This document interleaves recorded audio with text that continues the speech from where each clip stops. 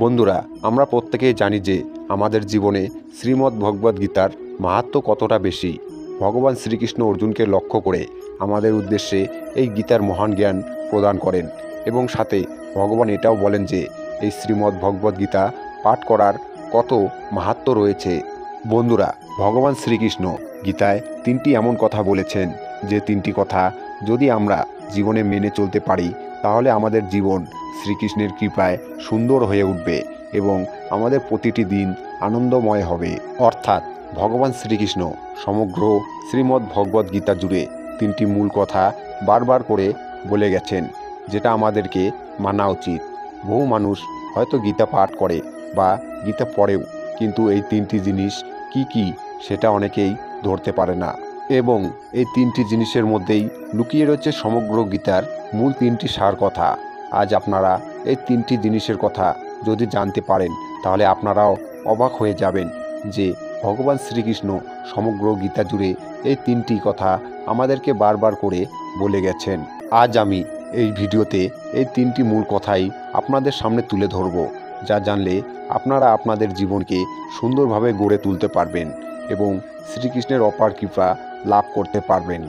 এই তিনটি কথা মেনে চললে আপনাদের জীবনে যত সমস্যা আছে সব দূর হয়ে যাবে এবং খারাপ সময় দূর হয়ে মনের মধ্যে এক অপার শান্তি অনুভব করতে পারবেন। আপনাদের প্রত্যেকটা দিন অত্যন্ত ভালোভাবে কাটবে। তাহলে চলুন দেরি না করে শুনে নেওয়া যাক শ্রীমদ্ ভগবদ্ গীতার মূল তিনটি সার কথা কি কি। এই তিনটি সার কথা আপনাদেরকে তিনটি সুন্দর কাহিনীর মাধ্যমে বোঝাবো, যাতে এই তিনটি কাহিনী শোনার পরে আপনারা স্পষ্টভাবে বুঝতে পারেন যে কোন তিনটি জিনিস আমাদেরকে মেনে চলতে হবে। ভিডিওটি দেখে যদি ভালো লাগে তাহলে অবশ্যই কমেন্টে জয় শ্রীকৃষ্ণ লিখতে ভুলবেন না এবং সবাইকে শেয়ার করবেন যাতে তারাও ভিডিওটি দেখে উপকৃত হয়। এবার চলুন এক এক করে তিনটি মূল কথা জেনে নেওয়া যাক গল্পের মাধ্যমে। প্রথম, একবার নারদ মুনি প্রভু নারায়ণের আদেশে পৃথিবীতে আসেন কিছু কাজের জন্য। কাজ সেরে ফিরে যাওয়ার পথে এক ধার্মিক ব্রাহ্মণ নারদ মুনিকে দেখে জিজ্ঞেস করেন যে, তুমি কি প্রভু নারায়ণের সাথে দেখা করতে যাচ্ছ? নারদ মুনি উত্তরে বলেন যে হ্যাঁ।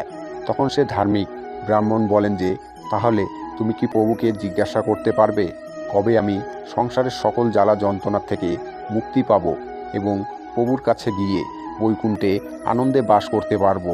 নারদ মুনি বলল, আচ্ছা ঠিক আছে, আমি জিজ্ঞাসা করব। এই বলে নারদ মুনি সেখান থেকে চলে গেল।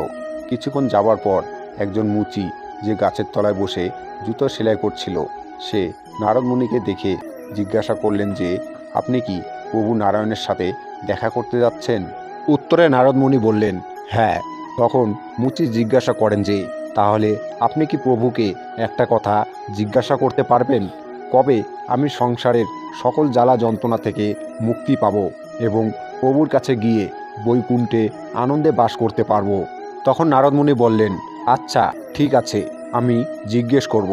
এই বলে নারদ মুনি সেখান থেকে চলে যান এবং বৈকুণ্ঠে এসে প্রভু নারায়ণের সাথে দেখা করেন এবং কথা মতো সে নারায়ণের কাছে সেই দুই ব্যক্তির অর্থাৎ ব্রাহ্মণ ও মুচির মুক্তির ব্যাপারে জিজ্ঞাসা করেন। উত্তরে নারায়ণ বলেন, মুচি তার মৃত্যুর পরে আমার কাছে এসে আনন্দে থাকবে।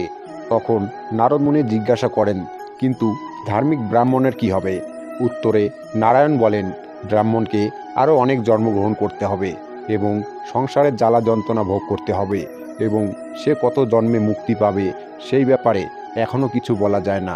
নারদ মুনি এই কথা শুনে অত্যন্ত আশ্চর্য হন এবং জিজ্ঞাসা করেন, এমনটা কেন প্রভু? আমি তো কিছুই বুঝতে পারছি না। তখন প্রভু নারায়ণ বলেন, তোমার এই প্রশ্নের উত্তর তুমি নিজেই পাবে।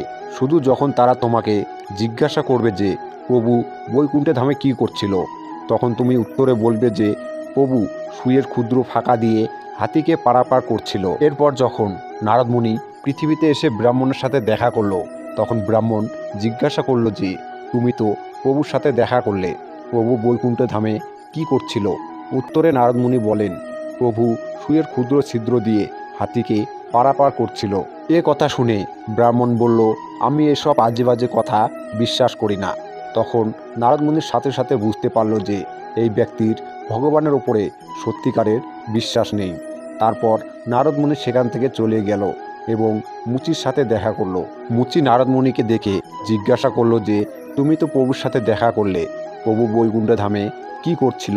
উত্তরে নারদ মুনি বলল, প্রভু সুয়ের ক্ষুদ্র ছিদ্র দিয়ে হাতিকে পারাপার করছিল। মুচি এই কথা শুনে কাঁদতে শুরু করলেন এবং বললেন, আমার প্রভু সত্যিই অদ্ভুত, তার মহিমা বোঝা কঠিন, সে সব কিছুই করতে পারে। নারদ মুনি তখন মুচিকে জিজ্ঞাসা করলো, তুমি কি সত্যিই বিশ্বাস করো যে প্রভু সুয়ের ক্ষুদ্র ছিদ্র দিয়ে হাতিকে পারাপার করছিল? উত্তরে মুচি বলল, কেন বিশ্বাস করব না, অবশ্যই আমি এ কথা বিশ্বাস করি। নারদ মুনি তখন জিজ্ঞাসা করলো যে, কেমন করে, কিভাবে তুমি এ কথা বিশ্বাস করলে? উত্তরে মুচি বলল, তুমি দেখতে পাচ্ছ যে আমি এই বড় অশ্বত্থ গাছের তলায় বসে জুতো সেলাই করি। তুমি দেখো যে অসংখ্য ফল গাছ থেকে রোজ মাটিতে পড়ছে এবং প্রতিটি ফলের বীজের মধ্যে এরকম আরও একটা বড় অশ্বত্থ গাছ গুপ্ত আকারে রয়েছে। একটা ছোট বীজের মধ্যে এরকম বড় অশ্বত্থ গাছ থাকতে পারে, তাহলে একটা ছোট সুয়ের ছিদ্র দিয়ে একটা হাতিকে গলানো প্রভুর পক্ষে যে অসম্ভব কিছুই না, সেটাকে মেনে নিতে কিসের অসুবিধা থাকতে পারে? অর্থাৎ ঈশ্বরের প্রকৃত বিশ্বাসী হলো এই ভৌতিক জগতের সকল জ্বালা যন্ত্রণা থেকে মুক্তি পাওয়ার একমাত্র পথ। এখানে অন্ধবিশ্বাসের কথা বলা হয়নি, কিন্তু ঈশ্বরের পক্ষে অসম্ভব কিছুই নেই, এই বিশ্বাসটা অবশ্যই থাকা উচিত।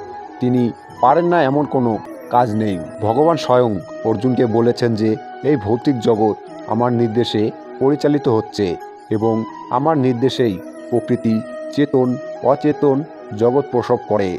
এই কারণেই জগৎ পুন সৃষ্টি ও ধ্বংস হয়। অর্থাৎ প্রথম যে মূল কথাটি হলো সেটি হলো ভগবান শ্রীকৃষ্ণের প্রতি অপার বিশ্বাস।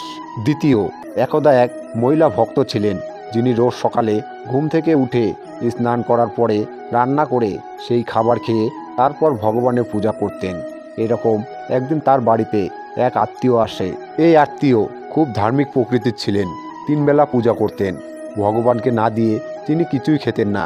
এই আত্মীয় যখন দেখলেন যে ভক্ত মহিলা খেয়ে দিয়ে ভগবানের পূজা করছেন, তখন সে অত্যন্ত রেগে যান এবং সেই ভক্ত মহিলাকে বলেন যে, তুমি কি জানো না যে খেয়ে দিয়ে ভগবানের পূজা দিতে নেই?